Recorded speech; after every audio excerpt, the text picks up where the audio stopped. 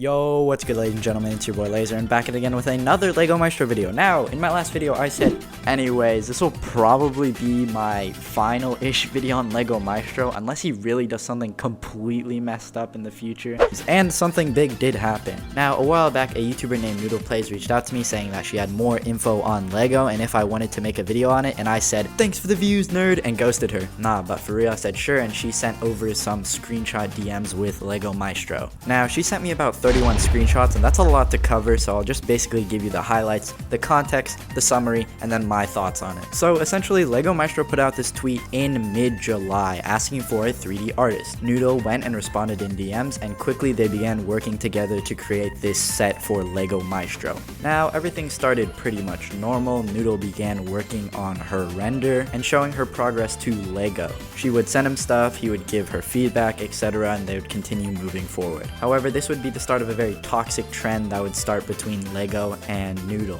Now, by this time, it's around the end of August, and this has been going on for around 2 weeks, and Lego is starting to pile on his feedback, asking for many big revisions and changes to the set. Within normal contracting for art like this, that's not entirely irregular within the art commission world. However, he would begin asking for a lot of extra work. Every time Noodle came back with his finished revisions, he would have paragraphs and paragraphs of new stuff for her to change. And 3D modeling and rendering work is not a very fast process. It is extraordinarily time consuming. So Noodle would end up having to spend hours and hours of her time just to turn in something that Lego would go, change this, change that. And this happened over the course of a very long period of time. This is not a short period of time, ladies and gentlemen. This entire work happened over the course of a month.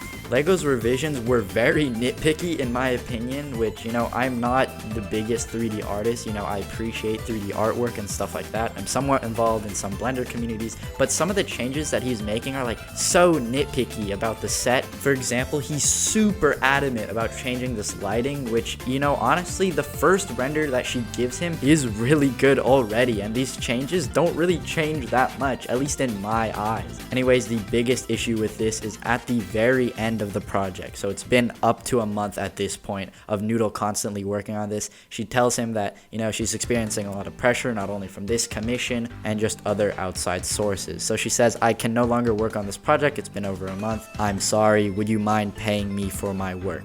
And Lego, like the 3 IQ man he is, says, no, I'm not paying for unfinished work. Homie really dragged this girl through 1 month of grueling work just to create a really nice 3D model set and not pay for it.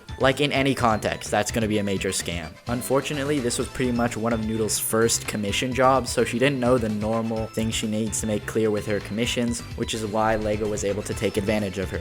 The majority of the time, if you buy something from a Fiverr artist, for example, let's say a texture pack, if I buy a texture pack, they will give me a number of revisions with my package. So let's say I pay 20 bucks. They give me 1 revision. I pay 30, they give me 2 revisions, right? So I can have 2 times where I tell them, hey, change this, hey, change this, that can fundamentally change the product. You aren't allowed to just constantly ask for continuous revisions. At some point, you need to pay them. Unfortunately, this was done in DMs and not on Fiverr, for example, so there's literally nothing holding Lego Maestro accountable, and he can just get away scot-free. Lego, I know you have YouTube money, okay? You clickbait harder than me, my guy. Just pay the artist who did work for you, okay? It's not that hard, bro. Think about it. Guys, I know I'm incredibly revolutionary for saying this, but pay your artists, okay? Is it that hard, ladies and gentlemen? Anyways, if I were in the Hypixel community, I would not work with Lego on anything. He has shown himself to not only be weird and creepy with people on the internet, but also just a immoral person who doesn't care about anyone but himself. Anyways, if you did enjoy, please drop a sub. It really helps me out. We're very close to 8K, and I'll see you guys in the next video.